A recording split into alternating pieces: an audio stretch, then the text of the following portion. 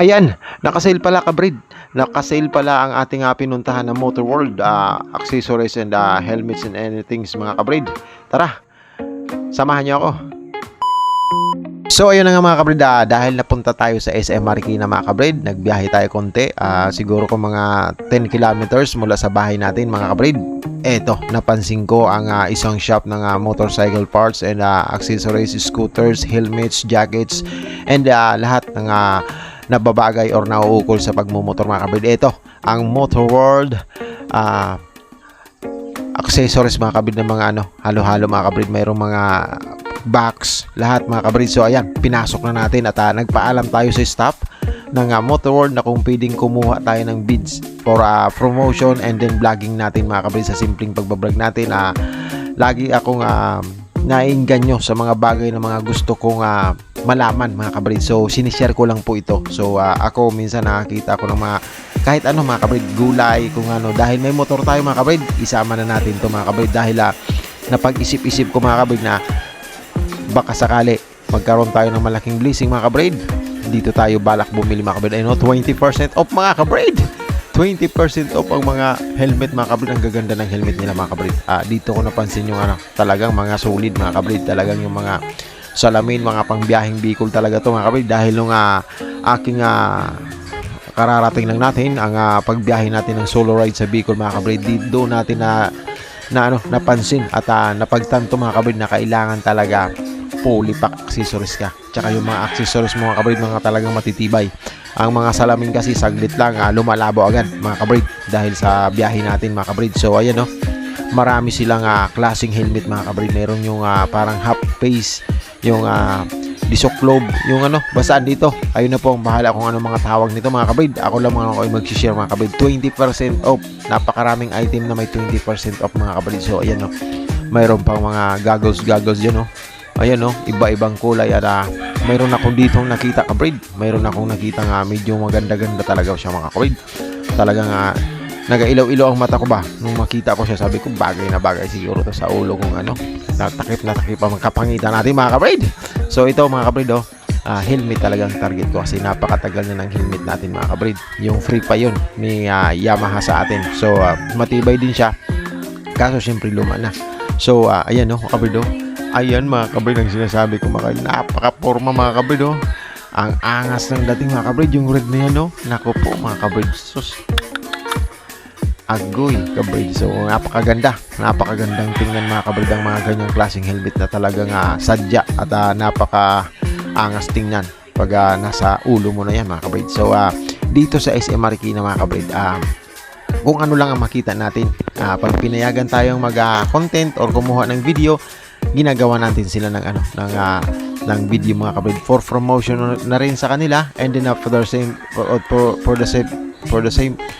the same time at the same time mga kabrid, yung tipong makapag-vlog din tayo mga kabrid dahil mayroon din tayong motor, and then related tayo sa mga ganitong klaseng mga accessories mga kabrid. Napakagaganda mga kabrid.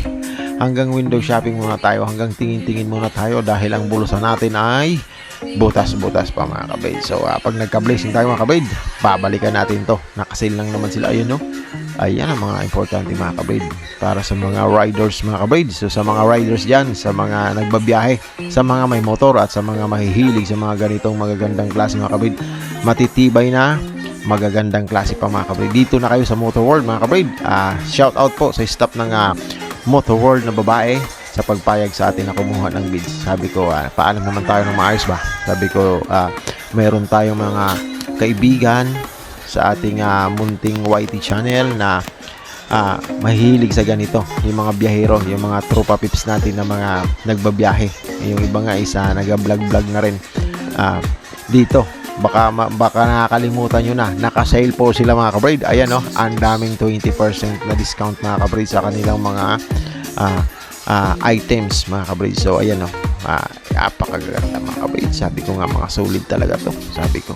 So SM Marikina, huwag na natin palagpasin ang mga bagay-bagay na medyo makaka-discount ang ating mga kaibigan dyan. So punta lang kayo dito sa SM Marikina mga kabrid, dito sa ground floor. Ang ating Motor World ay nakasil po. So ayan tara, biyahe na tayo pa uwi mga kabrid. So inabot na tayo ng hapon, kakakuha ng vids, tapos may pinakay kasi tayo dun sa mga kaibigan natin. So shout out pa rin kay Sir kay Ma'am Annabel Hosay mga kabrid, thank you po. And then sa mga staff ng Motor World, thank you sa pagpayag na makakuha tayo ng kunting vid. Ito, biyahe na tayo pa uwi. Ang gamit natin ay sniper na black 150 mga kabrid, ang huling model ng sniper na all, yung pinakaunang labas mga kabrid. Siya yung ang nakuha natin, yung pinaka huling huling brand ng ganong klaseng design mga kabrid. So after that yung Doxo na, so andun sa atin yung pinakahuling design ng sniper na black mga kabrid. So ayan biyahe na tayo. Napakaganda mga kabrid ang daan dito sa SM Marikina going Antipolo mga kabrid. Wala yung lubak-lubak. Hindi gaya kabrid nung pagbiyahe ko papuntang Bicol at pauwi mga kabrid. Talagang sagad sa talagang napakadaming lubak mga kabrid. Repair doon, repair dito, lalo na sa Libmanan, sa Quezon mga kabrid, sa Ragay. Ayan, binubungkal nila yung lupa para i-repair po. Dahil po para sa mga biyahirong kagaya ko na nagsusolo ride, mga bus na bumabiyahe, mga truck na nagkakarga ng mga bagahe nila papuntang ibang dako mga kabrid. So nire-repair nila dahil hindi niya kaaya-aya, masyado ng lubak-lubak mga kabrid. Kaso hassle siya sa mga biyahero kasi hindi naman pwedeng itingga natin ang mga biyahe, ang mga bus, ang mga pasahero, ang mga kargamento dahil lang sa repair na yun. So syempre nag-a-adjust sila. So nag one way sila, nag-iisang kalsada sila, daanan parehas. So may tigil doon, may hassle mga kabrid. Ang pangalawa pa, hindi tayo na makapagbilis-bilis. Hindi na tayo makapagkuha ng target nating time doon sa destination natin dahil sa kunting onhan lang may repair na naman. Puro repair. Parang ando na lahat ng mga kabrid, bad experience para sa akin. Pero kudos pa rin kasi ginagawa ng paraan ng mapaayos ang mga kalsada.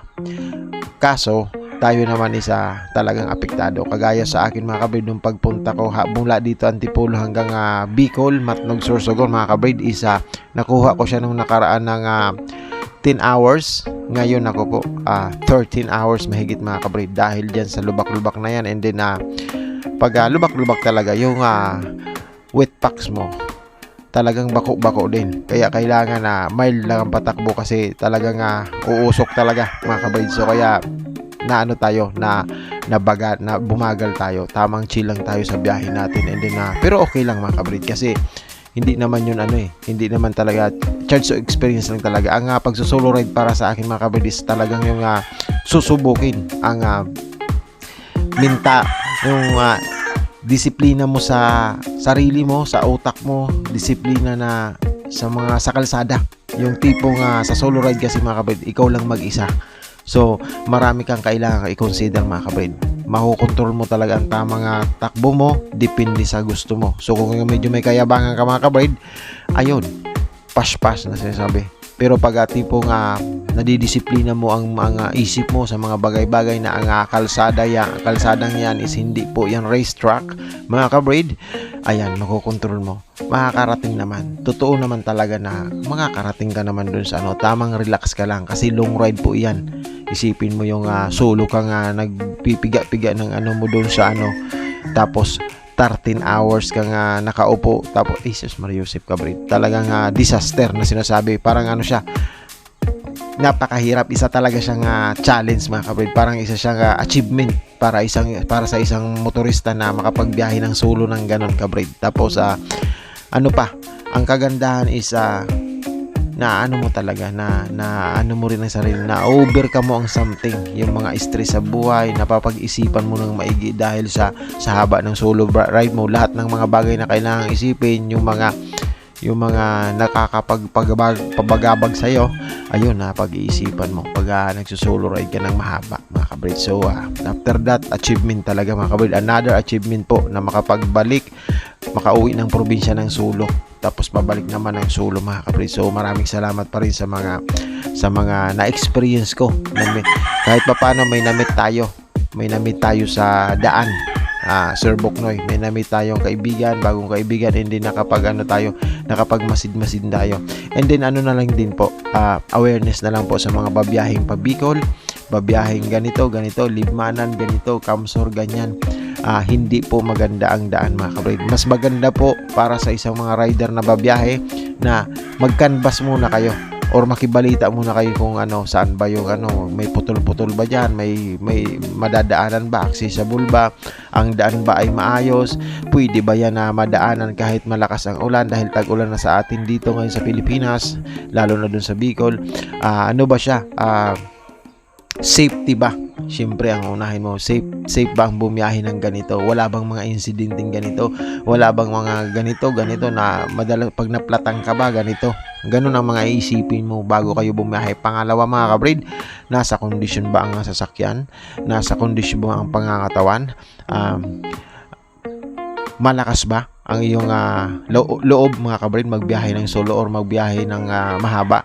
Or ano ba ang mga kakailanganin pagbabiyahe? Yun ang isipin mo. Kailangan fully pakhanda ka mga kabrid dahil wala nang balikan yan. Hindi yung pagdating mo ng atimunan mga kabrid is ayoko na, mahirap pala, balikan na naman ng Bicol. Hindi po. Kailangan talaga isang desisyon, diretso mga kabrid. Kaya kailangan handa ka. So pati yung kalusugan mo, pangangatawan mo, lahat ng mga kailangan, safety.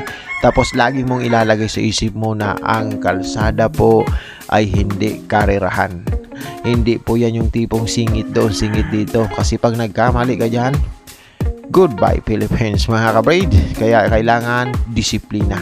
Yung lisensya mo, yung hirap mo sa niyan, mga pinag-aralan mo sa lisensya na yan, isa katuparan mo sa sarili mo mga kabrid. Ganyang tamang takbo lang, tamang singit, makakarating ka naman sa paparoroonan mo. Ang kailangan mo lang i-relax yung isip mo, yung inis mo sa kalsada. Pag mayroong sumingit sa'yo, wag mo anuhin yan. Tamang chillax lang and then relax mga kabrid. Ganun lang naman ang pagbabiyahe. So, ganun lang. Maraming salamat. Ito konting sharing lang sa pagbabiyahe ukol sa biyahe dahil nagbiyahe tayo and then yung mga accessories, mga pwedeng makatulong sa inyo or baka nakakalimutan nyo na ang mga bagay-bagay sa pagbabiyahe or something kagaya ng Motor World na mga kailangan nyo, baka kailangan nyo palitan niya, baka ang helmet nyo is kailangan nang mag-retire. Ayan ang Motor World, naka-sale sila ngayon mga kabrid. So tamang share lang din tayo sa pamamagitan ng Premier and then let's go mga kabrid, biyahe lang ng biyahe and then hoping po na lagi kayong nasa maayos na kalagayan.